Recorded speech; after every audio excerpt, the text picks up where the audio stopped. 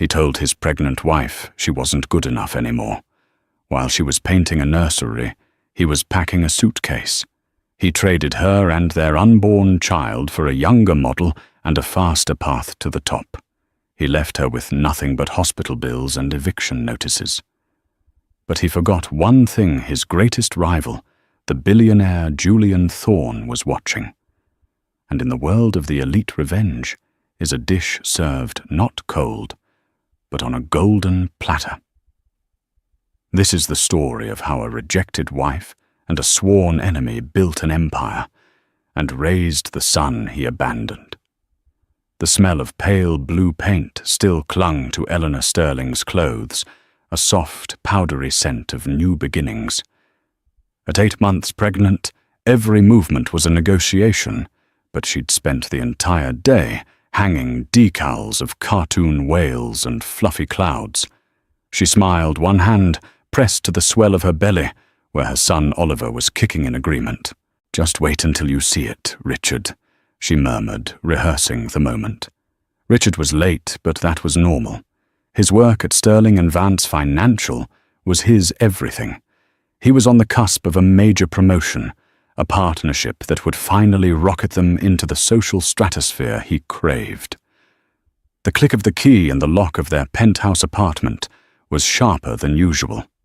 "Rick, you're home," Eleanor called, waddling out of the nursery. "You have to see what I—" She stopped.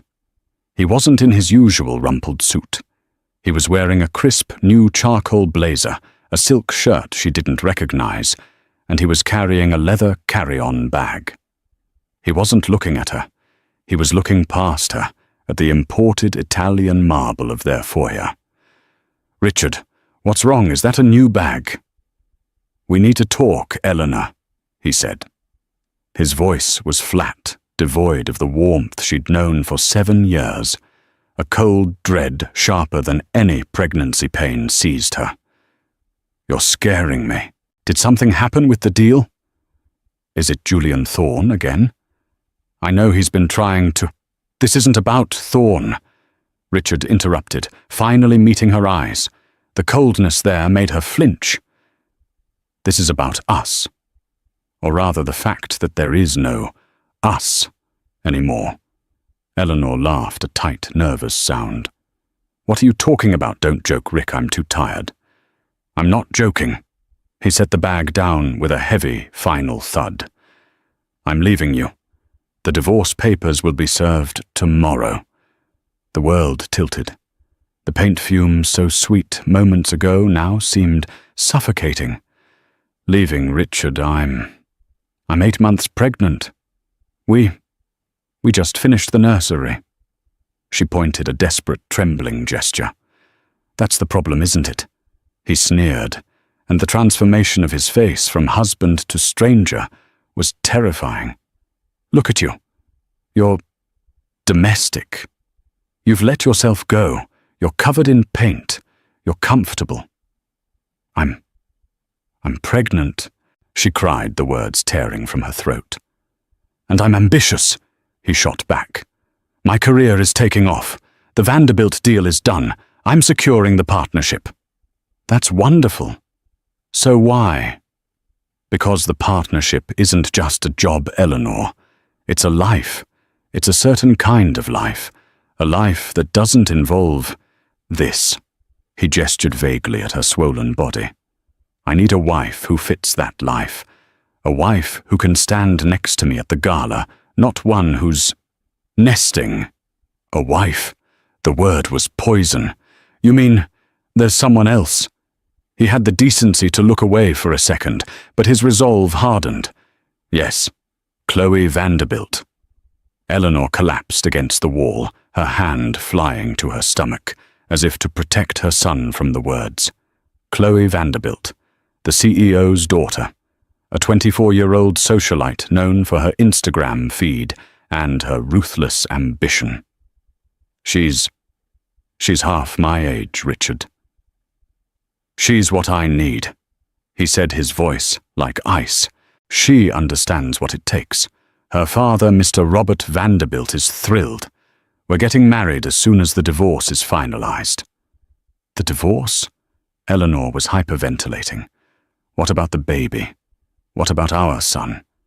Richard sighed, picking up his bag as if this were a mild inconvenience. I've thought about that.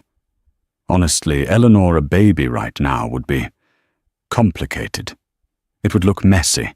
I'll provide a one-time settlement, a severance, if you will. But after that, you're on your own. I'm starting fresh. A severance, she whispered, the indignity of the word striking her numb.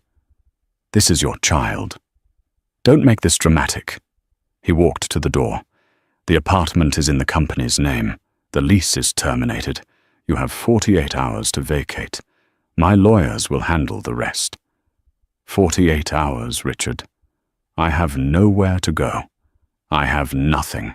I gave up my career for you to support your dream. And that was your choice, he said, his hand on the doorknob. You chose to be a wife. I'm choosing to be a success. He looked back one last time, his eyes sweeping over her, the woman who had put him through business school, who had networked for him, who was carrying his child. There was no love, no remorse, only mild, irritated pity. Goodbye, Eleanor. Try to land on your feet. The door closed with a heavy, expensive click. The sound echoed in the massive, empty apartment. Eleanor stood frozen for a minute, then two. The silence was absolute. She looked at her paint-stained hands. Then a primal scream of grief and rage ripped through her, a sound of profound animalistic betrayal. She stumbled into the perfect blue nursery, past the empty crib and the cheerful mocking wails, and collapsed, her body shaking with sobs that racked her entire frame. She was alone. She was penniless. And she was about to bring a child into a world that had just been shattered. The 48 hours passed in a blur of humiliation. The bank informed her that her joint accounts had been frozen. The credit cards were declined. Richard, true to his word, had severed her from his life as neatly as trimming a loose thread. She sold her grandmother's engagement ring, the one Richard had insisted she upgrade. But she had kept for sentiment, for cash.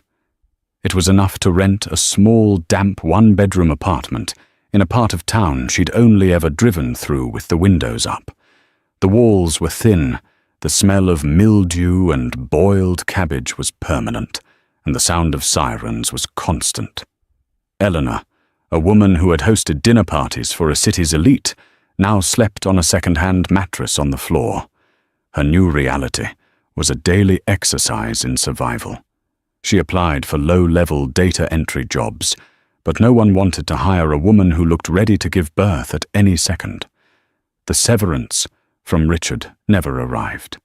His lawyers stalled, claiming any payment was contingent on a clean and swift divorce. She was being starved out. One rainy Tuesday, a month after Richard left, the first real contraction hit her. It was savage and sudden, weeks before her due date.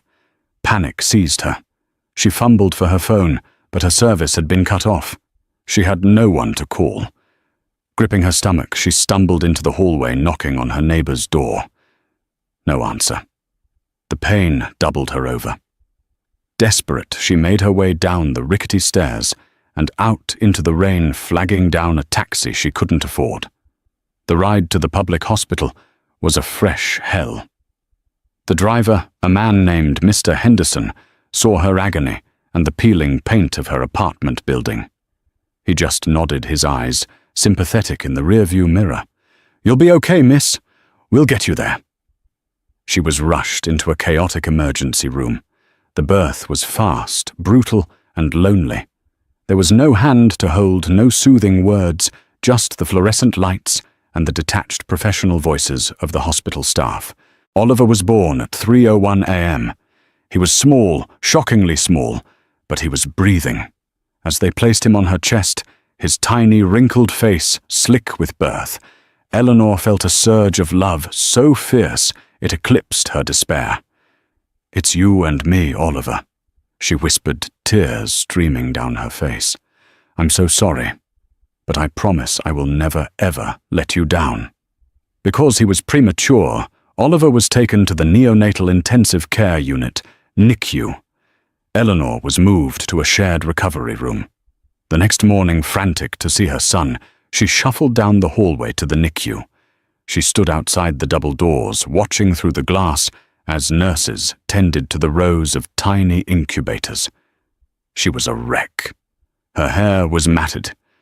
She was wearing a threadbare hospital gown, and the tears wouldn't stop. She was terrified of the medical bills, of how she would feed him, of everything. It's a heavy burden, isn't it? The voice was deep, smooth, and unexpected. Eleanor turned, startled. A man stood beside her. He was tall, impeccably dressed in a bespoke suit that probably cost more than her entire life savings. He had sharp, intelligent eyes and dark hair just starting to silver at the temples. He looked completely out of place in the grim hospital corridor. He too was looking into the NICU. My son is in there, Eleanor managed, wiping her face. My sister's twins, he said, his gaze fixed on a specific incubator. They came too early. He was quiet for a moment, a flicker of vulnerability crossing his face before it was replaced by a mask of polite control. He turned his full attention to Eleanor. You look like you've been through a war. Something like that, she whispered. He studied her, his gaze analytical, but not unkind. This is a hard place to be alone. He reached into his breast pocket and pulled out a slim, matte black business card. I'm Julian Thorne. Eleanor's breath hitched. Julian Thorne. The name was a thunderclap. This was Richard's mortal enemy. The man Richard had spent years battling, the man he blamed for every deal gone wrong, the man he privately called the Shark. Julian didn't seem to notice her reaction. My family's foundation sponsors this NICU wing. The social workers here are excellent, but they're overwhelmed. If you need anything formula, a safe place to live, legal counsel, call the number on this card. Ask for Sarah. She'll bypass the red tape. Eleanor stared at the card. Thorne Industries. I can't, she stammered. This isn't charity, Julian said, his voice firm. It's an investment. Healthy children make a healthy city. The foundation exists to solve problems. It looks like you have several. He gave her a curt, professional nod. Good luck with your son. He walked away, his expensive shoes silent on the linoleum. Eleanor was left holding the card, a lifeline from the one person in the world her ex-husband despised more than anyone. The hospital bills arrived 2 days later. The total was astronomical, a figure so high Eleanor felt the air leave her lungs. The hospital social worker, a kind but stressed woman, informed her that without insurance, which Richard had cancelled, she would be responsible for the full amount. She was trapped. She could declare bankruptcy, but that would ruin any chance of getting a decent job or apartment. Or she could make the call. Her hand trembled as she dialed the number on Julian Thorne's card. She asked for Sarah, and the voice on the other end, previously brusque, immediately warmed. Mr. Thorne mentioned you might call. How can we help you, Ms. Sterling? Eleanor said the name, tasting like ash. Eleanor Sterling. There was a sharp intake of breath on the other end. 1 moment. She was put on hold for less than 10 seconds before a new voice came on the line. It was Julian Thorne himself. Mrs. Sterling, he said. The politeness was gone, replaced by a tone of sudden, intense interest. I just made the connection. You are Richard Sterling's wife. Ex-wife. Eleanor clarified, her voice shaking. He left me. He left me with nothing. There was a long pause. Meet me tomorrow, Julian said. My office, 10 a.m. Bring every bill, every notice, every document you have. He didn't wait for a reply. The line clicked dead. The Thorne Industries building was a spear of glass and steel that pierced the skyline. Eleanor holding a sleeping Oliver in a borrowed carrier felt impossibly small. She was ushered into a penthouse office with a view that stretched to the ocean. Julian Thorne was behind a massive obsidian desk. He didn't rise. Sit. For an hour he didn't speak. He just read. He read the eviction notice, the bank statements, the threatening letters from Richard's lawyers, the staggering hospital bill. His face was unreadable. Finally, he steepled his fingers and looked at her. "He's not just cutting you loose," Julian said, his voice a low growl. "He's trying to erase you. He knows if you declare bankruptcy, you'll be destabilized, and he can petition for sole custody, later claiming you're an unfit mother or force you to sign away rights for a pittance. Why would he even want custody?" "He doesn't," Julian said. "He wants control. He wants to ensure his messy past can never touch his new life." He leaned forward, his eyes boring into hers. "I have known Richard Sterling for 15 years. We were analysts together at JP Morgan. He didn't just compete with me, Mrs. Sterling.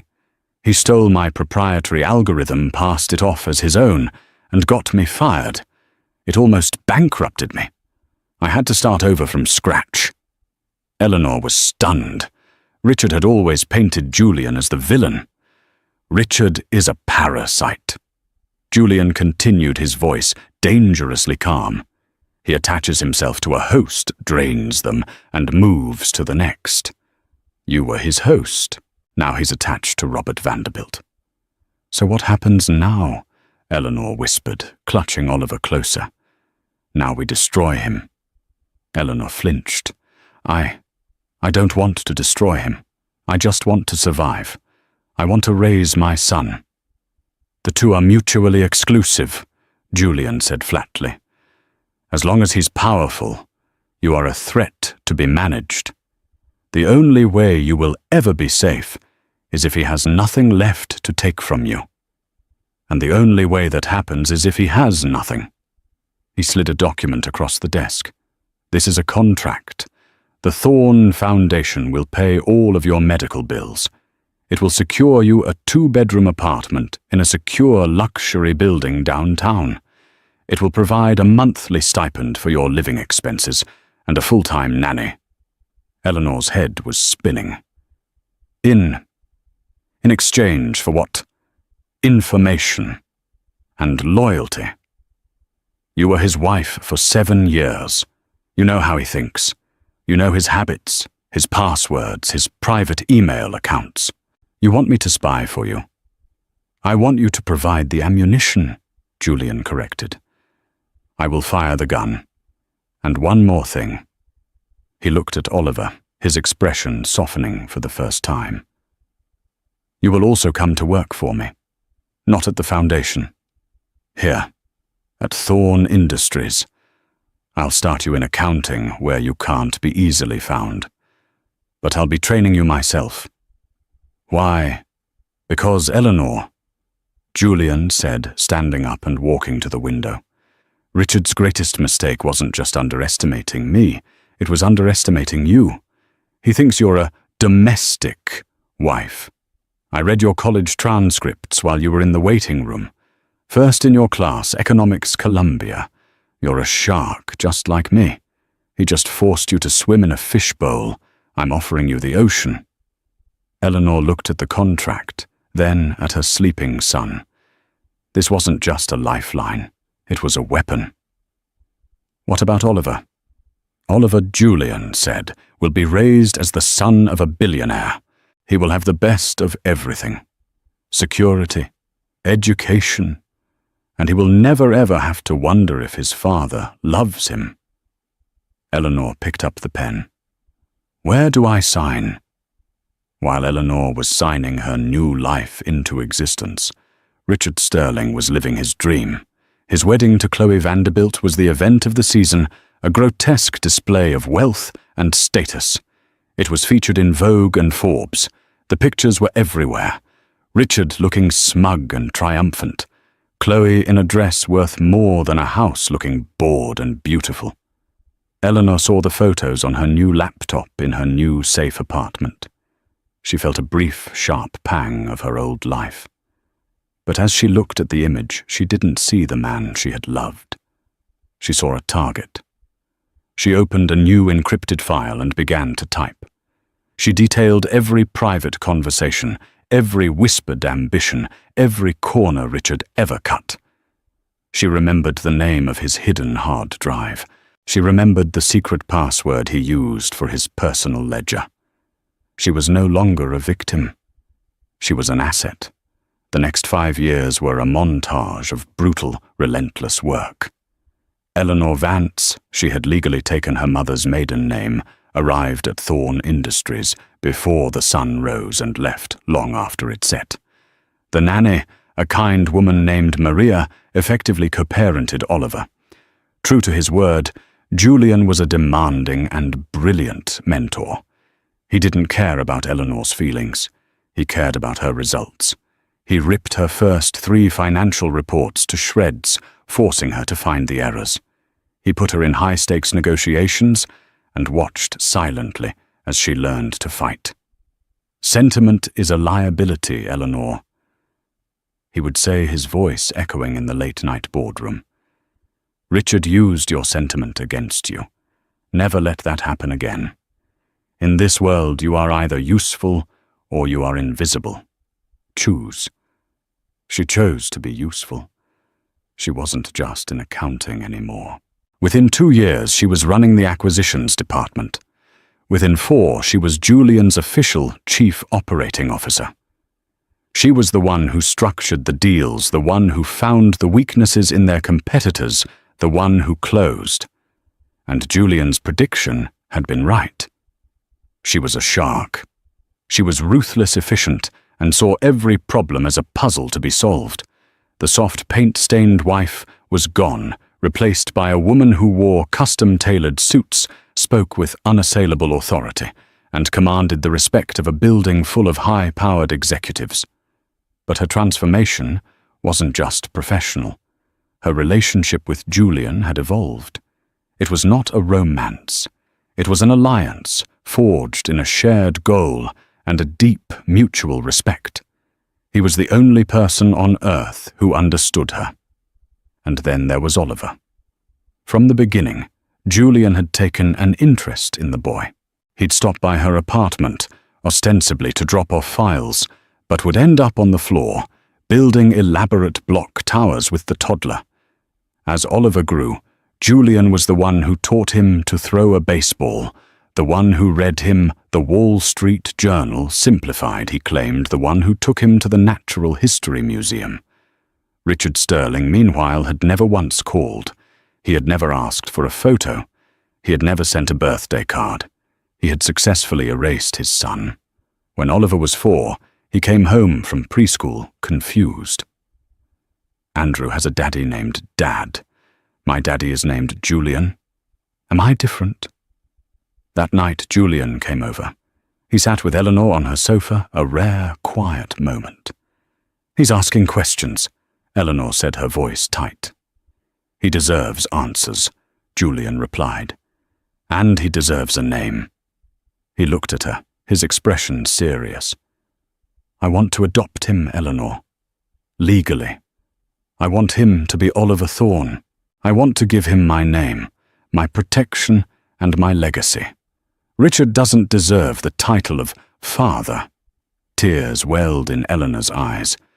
"Julian, you don't have to do that." "I'm not doing it for you," he said, not unkindly. "And I'm not doing it to spite Richard. I'm doing it because he is my son. In every way that matters." Richard Sterling, happy to be free of his messy past, signed the paternity rights away without a second thought. His lawyers informed him it was a clean break that would protect him from future financial liability. He signed the papers on the hood of his new Bentley. Oliver Sterling became Oliver Thorne. Meanwhile, Richard's life was not the paradise he'd envisioned. Chloe was pathologically expensive. Her father, Robert Vanderbilt, had never fully trusted Richard. He gave him the title of partner, but no real power. Richard was a glorified figurehead, trapped in a golden cage, constantly trying to prove his worth. Their attempts to have a legacy child of their own had failed, a source of bitter private arguments. Richard was stressed, leveraged, and deeply unsatisfied.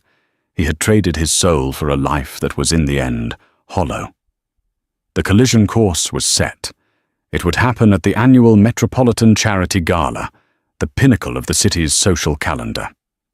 Eleanor Vance, as COO of Thorn Industries, was attending on Julian's arm. She wore a midnight blue gown that skimmed her body. Her hair swept up a diamond necklace, a bonus, from Julian at her throat. She was, in a word, magnificent. Richard was there with Chloe, schmoozing, desperate to land a new client. He was laughing at a banker's bad joke when the room suddenly went quiet. Julian Thorn had arrived. Richard pasted on a false smile, ready to ignore his rival. But then he saw the woman with him. He didn't recognize her. Not at first. This woman was poised, powerful, and radiated an icy confidence that was mesmerizing. She laughed at something Julian said, and the sound was familiar. His blood ran cold. He stared. The hair was different. The body was toned and strong. The face was defined by a new, hard-won beauty. But it was her. "Eleanor," he breathed. Chloe, noticing his distraction, followed his gaze. "Who is that she's with Thorn? Is she his new girlfriend?" Richard couldn't speak. He just stared as Julian Thorn, his greatest enemy, put a protective hand on the small of his ex-wife's back, the wife he had thrown away like trash. Eleanor's eyes scanned the room, cool and assessing. They met Richard's. She didn't flinch. She didn't gasp. She didn't even register shock. She held his gaze for a single, devastating second. Then she looked right through him, as if he were a waiter, and turned back to Julian, dismissing him completely. In that moment, Richard Sterling knew he had made a catastrophic mistake. The gala was the first tremor. The earthquake was still to come. Richard went home in a cold sweat. He tore through his office, digging up his old dusty files on Eleanor. Columbia Economics. He muttered the words, now seeming like a threat. He had seen her. He had seen the way Julian Thorn looked at her, not with lust, but with the respect one power player gives another. "She's his COO," he whispered, the realization hitting him. "She's not his date. She's his second-in-command." He called his lawyer. "That divorce, that settlement. She never cashed the check, did she?" "No, Mr. Sterling." The lawyer replied, confused. "She disappeared. We assumed she... Well, it doesn't matter. You're clear." "Get me everything you can on Eleanor Vance," Richard snapped. "Now." What he found terrified him. Eleanor wasn't just a COO. She was the architect of Thorn's most aggressive and successful hostile takeovers. She was known on the street as the Surgeon for the way she dismantled failing companies and absorbed their assets, and Thorn Industries had just become the primary competitor for the most important contract of Richard's career, the New York City Future Grid project. It was a contract worth billions, a legacy project that would reshape the city's power grid. Vanderbilt's company needed it. Robert Vanderbilt had invested heavily, leveraging other assets, promising the city board a timeline his own engineers called optimistic. Richard was in charge of the pitch. If he failed, he wasn't just out of a job. He and his father-in-law would be ruined. He spent weeks preparing his presentation, his hands shaking. He was no longer competing against Julian Thorn, the rival he understood. He was competing against Eleanor, the woman whose every strength he had mistaken for weakness. The day of the presentation arrived. The boardroom at City Hall was a vast, intimidating space of glass and dark wood, dominated by a U-shaped table where the city's board members sat, their faces impassive. Richard and his team presented first. He tried to be the charismatic salesman he'd always been, but his voice was thin. He made grand promises. He showed flashy renderings. He emphasized the Vanderbilt name. He could feel the board's skepticism. His pitch was all style, no substance. "Thank you, Mr. Sterling," the board chairwoman said, her tone cool. "We'll now hear the presentation from Thorne Industries." The door opened. Julian Thorne walked in. Beside him, holding a slim tablet, was Eleanor Vance. They took their places. "Good morning," Julian began, his voice filling the room. "We all know the future of this city depends on infrastructure that is not just ambitious, but flawless. My company has built a reputation on flawless execution, but the person who designed this entire proposal, the mind behind every data point, is my COO, Ms. Eleanor Vance. The floor is hers." Julian sat down. Eleanor remained standing. She locked eyes with Richard. He felt a bead of sweat roll down his back. "Good morning," she said. Her voice was calm, clear, and cut through the room like a diamond. "Mr. Sterling has presented you with a beautiful dream. I'm here to present you with a reality." For the next 30 minutes, she didn't just present her own plan. She systematically, and without a single shred of emotion, annihilated his. Mr. Sterling's proposal on page 8 promises a 24-month completion timeline. Our analysis, based on public records of their supply chain and current labor commitments, shows this is a 48-month project minimum. They are either lying to the board or they are lying to their shareholders. Which is it? Richard half rose. "That's an outrageous allegation." Eleanor didn't even look at him. She looked at the board. "It's not an allegation. It's a data point. On this slide, you'll see their primary concrete supplier is already committed to 2 other federal projects. They cannot meet the demand. Our proposal has 3 diversified suppliers already under contract." She continued. "Mr. Sterling's budget on page 12 relies on a Vanderbilt Holdings internal loan. This isn't capital, it's debt. He's leveraging the project before it's even begun. This financial model," she clicked, and a complex chart filled the screen, "is not just optimistic, it's reckless. It exposes the city to massive liability." She walked the board through every line item, exposing the rot at the core of Vanderbilt's company. She used the precise financial language Richard had taught her, the private shorthand he'd used when boasting about creative accounting. She was using his own playbook against him. Finally, she presented the Thorne plan. It was conservative, fully funded, and ironclad. Every risk was mitigated. Every number was backed by 3 sources. When she finished, there was a stunned silence. The board chairwoman looked at Richard. "Mr. Sterling, do you have a rebuttal to Ms. Vance's analysis?" Richard stood his face, a mask of puce-colored rage. He was trembling.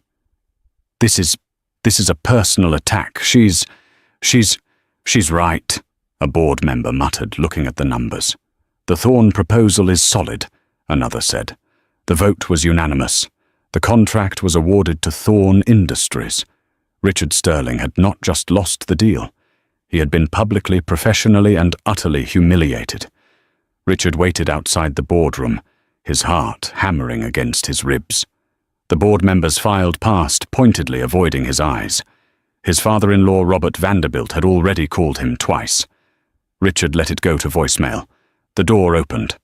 Julian Thorne and Eleanor Vance walked out, deep in conversation. "Eleanor!" Richard's voice was a desperate croak. They both stopped. Julian raised an eyebrow, an amused, predatory glint in his eye. Eleanor just looked at him, her expression as blank as if he were a stranger asking for directions. "You can't do this!"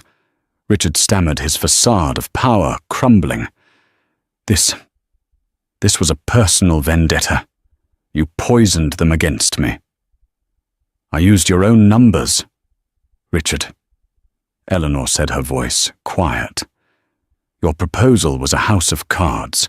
You should be grateful I'm the one who pointed it out, and not a federal auditor. You snake, he hissed, taking a step toward her. Julian moved between them, a silent, immovable object. I wouldn't, he warned. Richard deflated, turning his desperation back to Eleanor. Why, after all these years, to ruin me? Was this all about revenge? Eleanor allowed herself a small, cold smile. Revenge, don't flatter yourself. This wasn't about the past. This was about a contract. You were simply substandard. The casual dismissal was worse than any insult. I gave you everything, he yelled. You gave me 48 hours to vacate an apartment, she corrected him. You gave me a mountain of debt. You gave me nothing.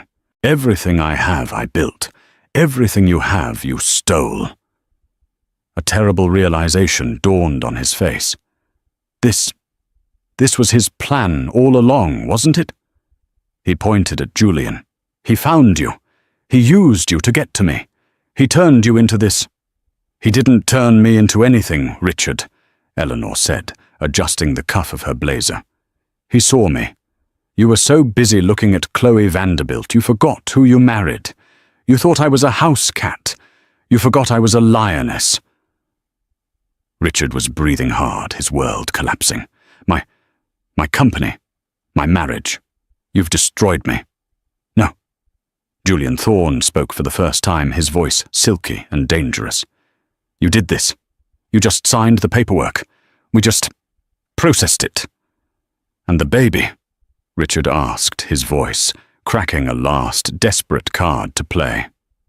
Our son Oliver. What did you do with him? Is he okay?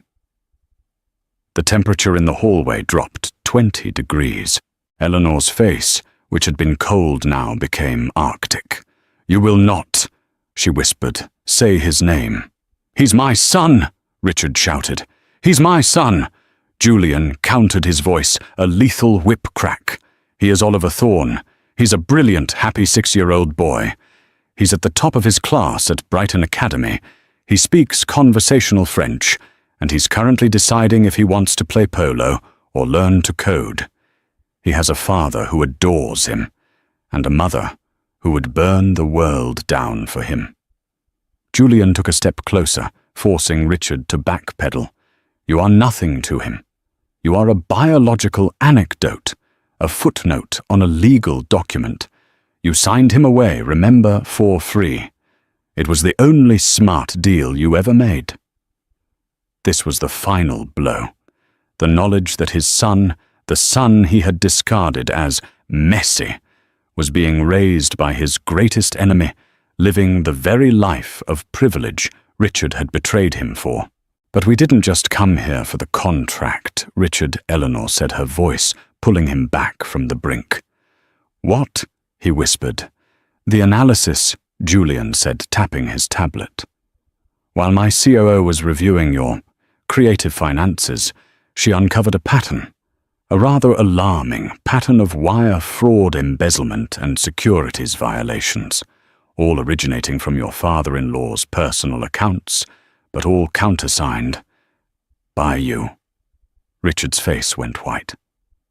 We just won the city contract, Eleanor explained, as if to a child. Which means all of your company's financials, which you submitted as part of your bid, are now public record. And we've already forwarded our analysis to the U.S. Attorney's Office and the SEC. They were very interested. Richard stumbled back, hitting the wall. No, Robert.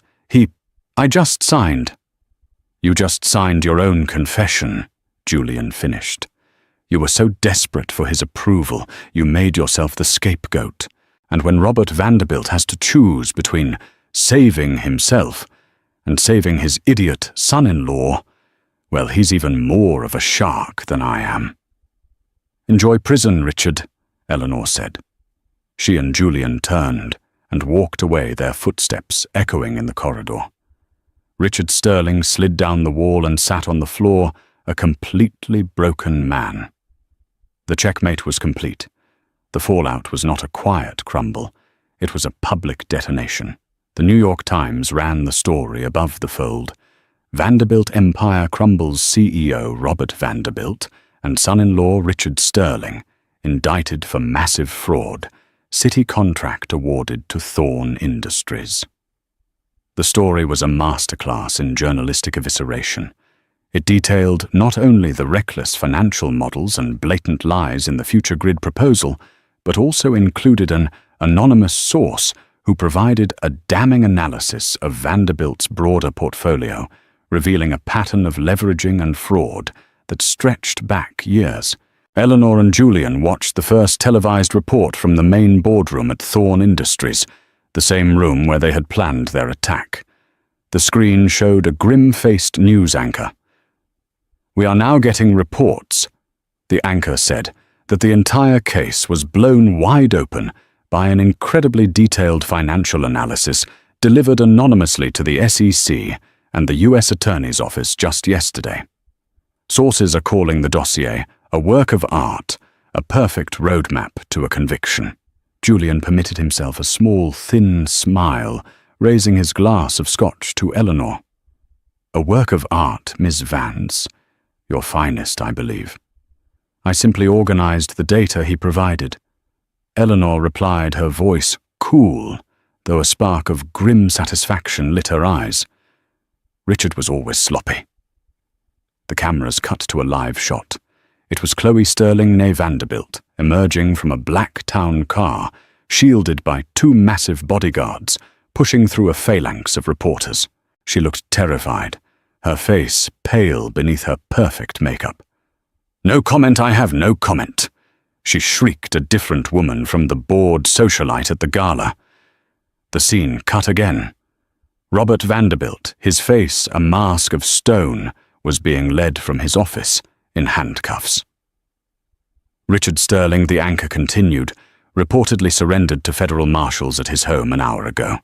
He is being held without bail, as is his father-in-law. Julian muted the television. The silence in the room was heavy final. "It's done," Eleanor whispered. It wasn't a question. "No," Julian said, turning to face her. "The checkmate is complete, but the game isn't over until the king is off the board. Now they will turn on each other." Julian's prediction was, as always, precise. The bonds of marriage and family, built on a foundation of mutual greed, disintegrated on first contact with real consequences.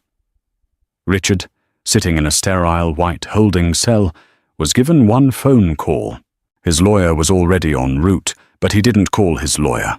He called his wife. "Chloe, thank God!" He breathed the receiver slick with sweat. "Listen to me, it's all a misunderstanding. It's a hostile attack by Thorn. I need you to post bail. It's high, but your father can." "My father?" Chloe's voice was a venomous hiss. "My father is in a cell next to you. The press is outside my home. The SEC is seizing the house. The cars, my accounts are frozen. Richard, Chloe, baby, calm down. We're in this together. I can fix this. I just need you to—" "We are in nothing," she screamed, the sound so shrill it made him pull the phone from his ear. "My father's lawyers are here. They said you did this. You forged his name on the final transfer documents. You used me, you used our marriage to get to his company. You ruined me." "That's not true," he yelled, panic rising in his throat. "He told me to sign. It was his plan. You're a liar." She sobbed. "I'm a Vanderbilt. I am not going down with you. The lawyers are handling the divorce. It's over. Don't you ever call this number again." The line clicked dead. He stared at the receiver, the dial tone a mocking buzz. He had no money. He had no allies. He had no wife. He was for the first time in his life completely and utterly alone. The next betrayal was even more public. 2 days later, Robert Vanderbilt, having posted an astronomical bail, held a press conference. He stood at a podium flanked by a phalanx of the most expensive lawyers in the country. He looked solemn, heartbroken, and utterly convincing.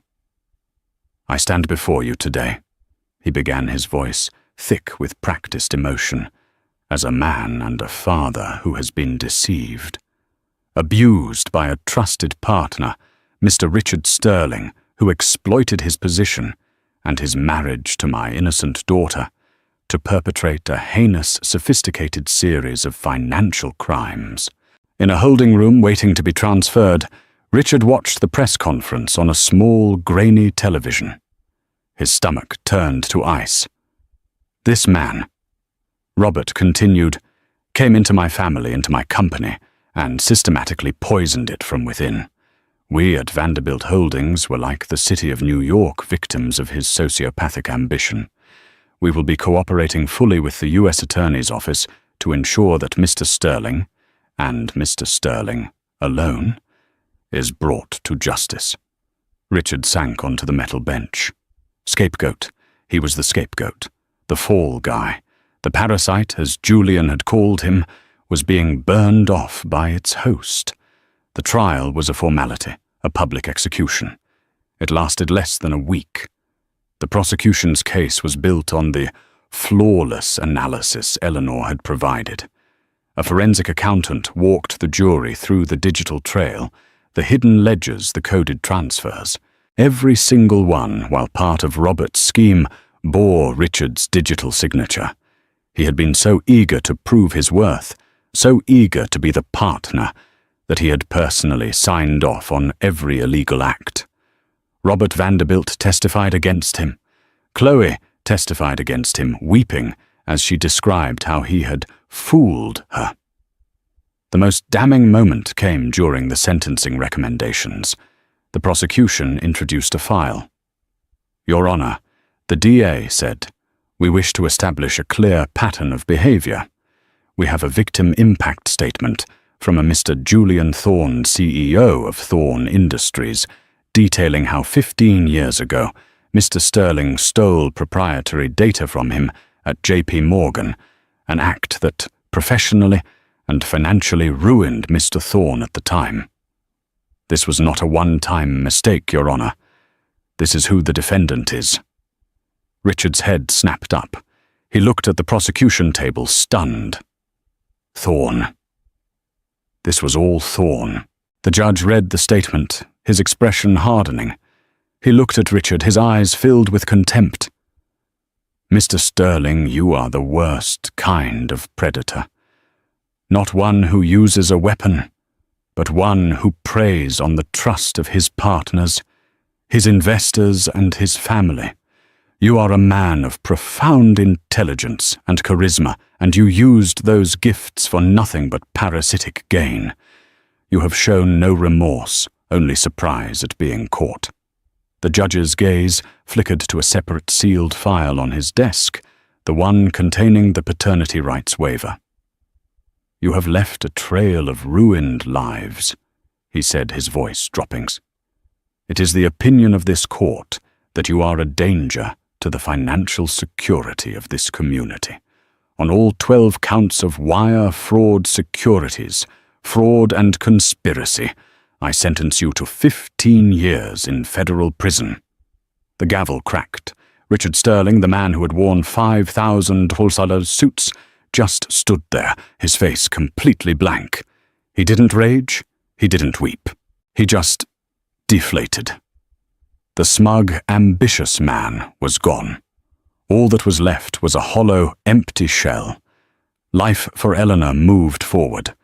The year that followed was not about celebrating Richard's demise. It was about building. The Future Grid project, under her meticulous, demanding leadership, launched ahead of schedule. Thorne Industries became the most powerful and respected corporation in the city.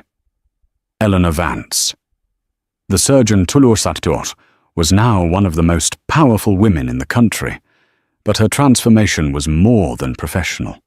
The alliance with Julian, forged in revenge, had been tempered by time, mutual respect, and the shared profound love for a child. The late nights in the boardroom were replaced by dinners at home. Their new home, a sprawling but warm stone estate in upstate New York, was a sanctuary. It was a Tuesday night, a year after the trial. Eleanor was sitting at the massive kitchen island, a tablet in one hand, while Oliver, now 7 and impossibly bright, was explaining his model of the solar system to Julian. "And see, Dad," Oliver said, pointing a small finger. "Mars is red because of the iron oxide, which is rust. It's a rusty planet." "That's exactly right," Julian said, his focus entirely on his son. He had shed his suit jacket. His tie was loose, and the man the world knew as the Shark was patiently listening to a first grader. "But if it's covered in rust, what does that tell you about what used to be there?" Oliver's brow furrowed. "Rust needs water and oxygen. Wait, there was water on Mars." "That's what the science suggests," Julian said, smiling. Eleanor watched them, a warmth spreading through her chest that had nothing to do with power or profit. This was real. This was the life she had been fighting for, even when she didn't know it. Julian caught her eye, and his smile widened. It was a shared, quiet moment of pure contentment.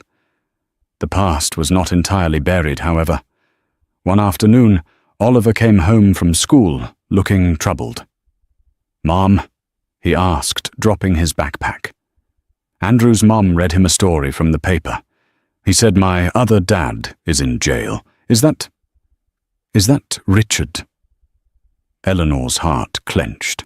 She and Julian had agreed always the truth, but always age-appropriate. She knelt, taking his hands. "Yes, buddy, that's true." "Why, do you remember when we talked about rules?" she asked gently. "How we have to tell the truth and we can't take things that aren't ours." He nodded. "Well, Richard broke some very big, very important rules. He took things that belonged to other people, and he lied about it. And when grown-ups do that, they have to go to a timeout so they can't hurt anyone else. Prison is a timeout for grown-ups." "Oh," he processed this. "So he's a bad man." "He's a man who made a lot of very bad choices," Eleanor said carefully. Julian, who had been standing in the doorway, walked in. "He is your biological father, Oliver," he said, his voice firm but kind. "That means he helped make you. It's a fact, like the sky being blue. But that's all. A dad is someone who is here. Someone who helps with your homework, who reads you stories, and who teaches you how to be a good man." Oliver looked between them. Then he launched himself at Julian, wrapping his arms around his waist. "Like you, Dad. You're my dad." Julian's arms enveloped him, and he rested his chin on the top of his son's head. His eyes closed, were tight with emotion. "Yeah, buddy," he whispered. "Like me." For Oliver, the subject was closed. Richard wasn't a monster or a tragedy. He was just an explanation, an answered question. He was, in a word, irrelevant. Another year passed. It was a bright, crisp Saturday afternoon in October. Oliver, now 8, was on the long, winding driveway of their estate, his face a mask of fierce concentration. He was learning to ride his bicycle without training wheels. "You've got it, Oliver," Eleanor called from the terrace, laughing. "Keep pedaling." "Eyes up, buddy. Look where you want to go," Julian shouted, standing on the lawn, his hands in his pockets. Oliver wobbled, overcorrected, and tipped over in a dramatic, giggling heap on the soft grass. "I did it, Mum. Dad, did you see? I went like 10 feet." "We saw." Julian laughed, walking over to help him up and check his helmet. Eleanor watched them, the perfect picture of father and son. Her son, her family. She felt a profound sense of peace. Julian ruffled Oliver's hair and sent him back to try again.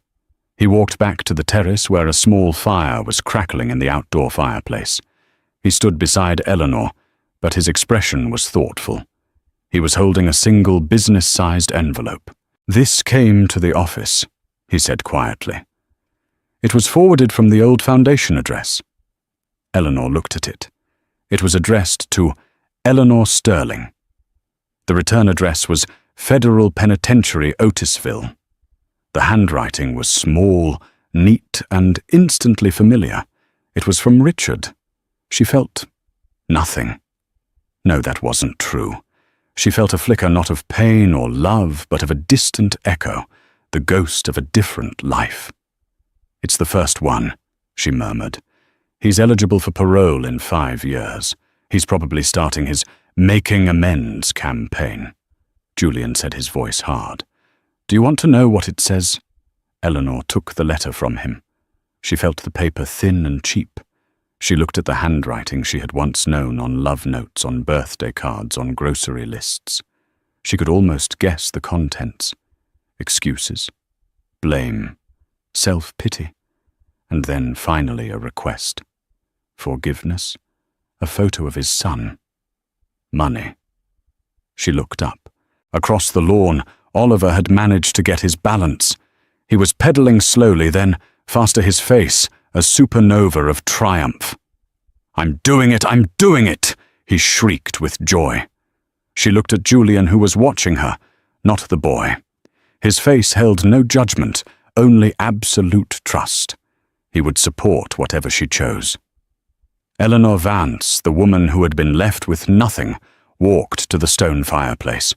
She held the letter over the flames, watching the edges curl and blacken. The name Eleanor Sterling vanished first. She dropped it into the fire, and they both watched as Richard's words, whatever they were, turned to ash and smoke.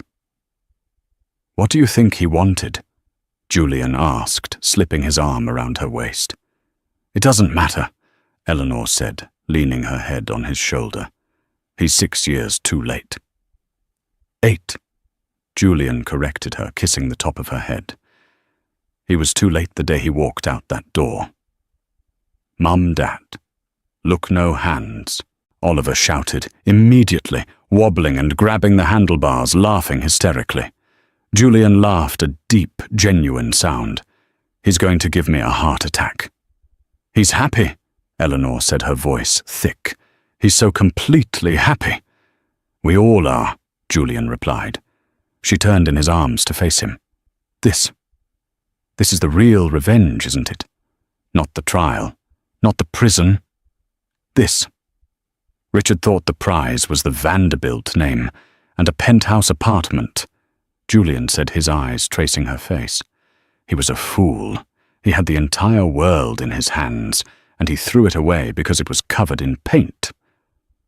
Eleanor smiled, a real warm smile that reached her eyes. He didn't just lose his son to his enemy, Julian. He gave his enemy a family. Julian's expression softened, and he leaned in, capturing her lips in a kiss that was not about alliance or victory, but about simple, profound love. "I did it," Oliver yelled, breaking to a stop in front of them, his face muddy and ecstatic. "Dad, did you see that I got air on the bump, Mum? I got air." Julian broke the kiss, a grin splitting his face. He scooped his son up, tossing him high into the air. "I saw you, little pilot, I saw." Eleanor watched them, her husband and her son, their laughter echoing in the clear autumn air. The ultimate revenge wasn't a calculated takedown. It was this. It was the laughter of a happy child who would never know the sting of abandonment. It was the love of a good man. It was the simple, devastating, and beautiful fact that Richard Sterling had not only lost, he had been forgotten. He had succeeded in erasing his past, and in doing so had erased himself from their perfect future. And there you have it. Richard Sterling thought he was upgrading his life, but he threw away the two people who would have been his greatest legacy. He didn't just lose his job, he lost his son to his greatest enemy, and his freedom to the wife he thought was weak. karmic justice served ice cold, what did you think of Eleanor's ultimate revenge? Was it the boardroom takedown or the happy life she built? Let me know your favorite part in the comments below. Thank you so much for watching. If you love stories of betrayal and ultimate karma, make sure to hit that like button, share this video with someone who needs to see it, and most importantly, subscribe to the channel and ring that bell. We post new dramatic stories every single week, and you won't want to miss what's coming next.